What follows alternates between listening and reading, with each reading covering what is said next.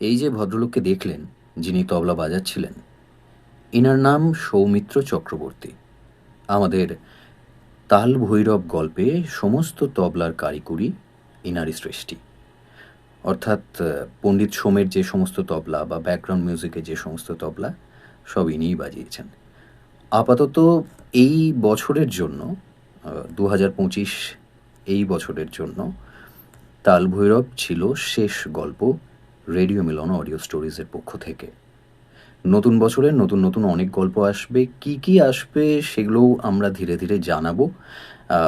অনেক exciting projects রয়েছে এবং অবশ্যই এই বছর আশা করি সবার ভালো কেটেছে, বা যেমনই কাটুক আগামী দিন ভালো কাটবে এই আশা রাখি, এবং আমরাও যাতে আগামী দিনে আরও অনেক ভালো ভালো গল্প আপনাদের শোনাতে পারি সেই শুভকামনা আপনাদের দিক থেকে আমরা চাইব।